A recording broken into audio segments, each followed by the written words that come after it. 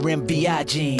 Here to take you on welcome another to my level YouTube and new channel. horizons. This is Reggie Matter. Let me take these off. I don't like wearing them, but can't deny the fact that I need them. Anyway, they just read us. But anyway, welcome to my YouTube channel. Don't forget that like, that subscribe, leave a comment down below. Now, let's talk about something. HBCU football. Now, I know I have been doing quite a few of these, but why not? All the other football programs get promoted. There's some great people out there promoting HBCU football. We need more people.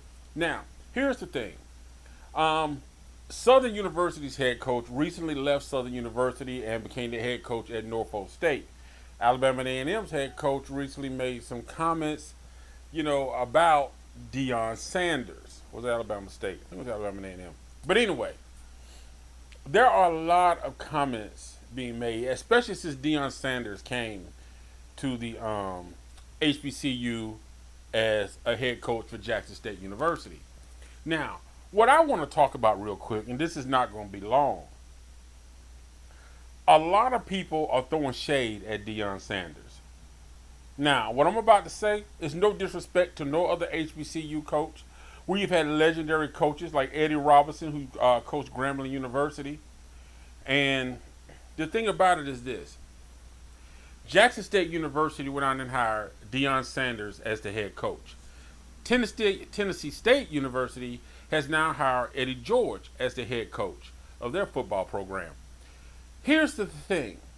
People are saying, well, is this just a fad that all of these, HBCUs are now going out and get, NFL coaches to come and coach their programs? Listen, for me, this is kind of personal. Because for years, when the big schools that most of y'all do like, or a lot of y'all do, which is your choice, but people, Auburn, Georgia, Alabama, Notre Dame, Penn State, Pittsburgh, all of these colleges get massive support. And because they got more funds to develop and issue out for recruiting, and because they're more seen on TV, people have the assumption that you have to go to one of those schools in order to get to the NFL. It makes it very difficult for HBCUs to pull really good recruits to build a program like theirs. Because now they do get all HBCUs, they will pull some 5 or 4-star players, and it's normally because they couldn't get into one of those predominantly, we're just going to leave that alone. But y'all know what I'm talking about. Schools like Georgia, Alabama, Auburn, and all that, SEC, ACC, Pac-10, all that stuff. But here's the thing. I think people are missing the point because despite the fact that people saying, oh, HBCUs are going on a trend now, they're going to go ahead and start recruiting NFL coaches.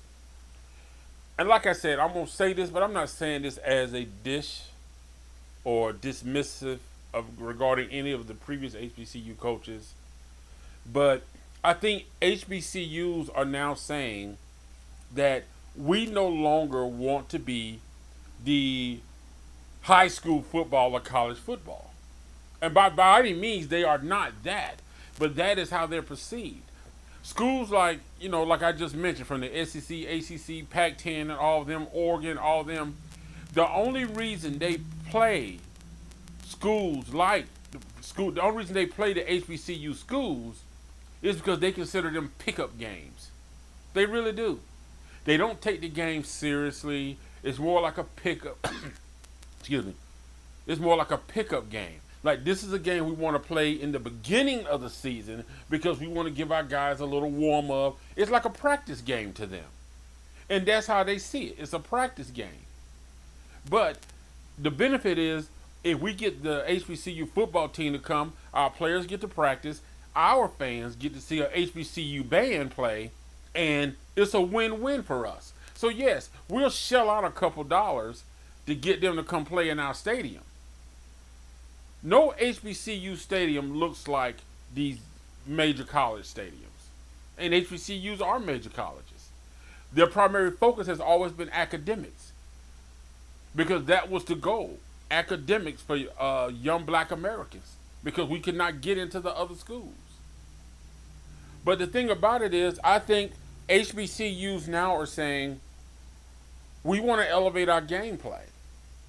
I don't think HBCUs are being dismissive of the coaches that they have, but I think they're saying they need to get more NFL experience in their program to help build up their programs so they can get those 5-star and 4-star players. They can recruit some of these top players from the high schools because the high school kids are saying, we're going to go to Notre Dame or Georgia. If that's the offer we get, we're going to take one of these top, SEC, ACC schools or Pac-10 schools over HBCU schools. They don't take the HBCU schools seriously because many of them think, I can't get into the pros. I can't get into the NFL if I play for an HBCU, which is absolutely not true. But I think a lot of people and a lot of coaches are upset because they feel like the reason, Deion Sanders and Eddie George is just a trend, and they're not. Deion Sanders is bringing more exposure. Eddie George is going to bring more exposure. This is bringing more exposure to these talented people in the HBCUs. It's going to bring more top players to these programs. Because basically, and I'm not mad at all at these HBCUs. Now, I don't know how Southern coach, I think it's Darius Odoms, was released. Did he leave? I mean, there's things out there saying that he wasn't wanted. But the thing about it is this. HBCU programs want to be in that top tier. They no longer want to be seen as a practice games for some of these big schools. They want to be seen as we can play just as well as you. We're worthy of the same TV time. We're worthy of the same caliber. If we have to go out and get top name coaches, then we will. Because think about it. People are complaining that JSU hired Deion Sanders. Do you realize that a lot of these, predominant schools that you were like Michigan, Georgia State, Georgia, University, Auburn, all of those schools that I just mentioned, ACC, SEC, Pac-10, they have had NFL players come back and help them with their programs. Be defensive and offensive coordinators with their programs. So when the HBCU do it, and it's somebody like Deion Sanders, who's outspoken, which is what the HBCUs have not had as a coach. Every coach has been concerned about their individual program. They haven't been concerned about the overall scheme and outlook and future of HBCU football. They have been concerned about their programs. And I say this because I love HBCU Bands. Anybody who knows me knows that. But the truth of the matter is that HBCU Bands have had more appearances in big games than the HBCU teams. That's basketball, football, all of them. And I think that HBCU colleges and universities are saying, listen, we are worthy of that TV time. We're worthy of having that fan base. And that's another issue. Bringing in people with Eddie George and Deion Sanders who are not only seeing the sports part of the program, they're seeing the academic, but they're also seeing the development of these kids future-wise, not only in sports, but in this world overall. Now you're getting more people into those stadiums.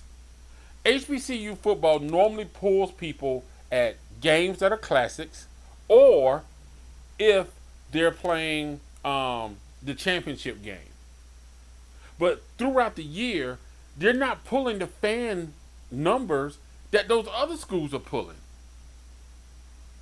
So, in the black community, I'm going to call us all out, all of us, including myself, we're not supporting our HBCU sports programs the way other coaches supports theirs.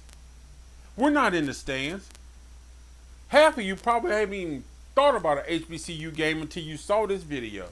If I asked some of y'all to name 6 HBCU schools, you probably stop at 3. Most of you couldn't get past Florida A&M, Florida A&M, Jackson State, and Southern. And the ones you do know is probably because of the bands. And those are the 3 that got the most popular bands. Bethune-Cookman. And that's what people know HBCU schools for. But HBCU schools got some of the best academic programs. So HBCUs are looking to get to that next level. And that's why they're saying we got to change the way we bring in coaches. We got to look at the people that we're bringing in coaches. They need coaches now that's going to elevate their programs to the next level. It's no longer can be, I'm just concerned about my team at this campus. It's concerned about the HBCU football and athletic programs overall being elevated into the highlights and limelights like other colleges and universities. So let's be supportive of what we're seeing. Whether you like Deion Sanders or not, you can't deny this man has not bashed one coach. Not at no time has he bashed any other coach, any other college. He's been strictly professional. He's taken his losses.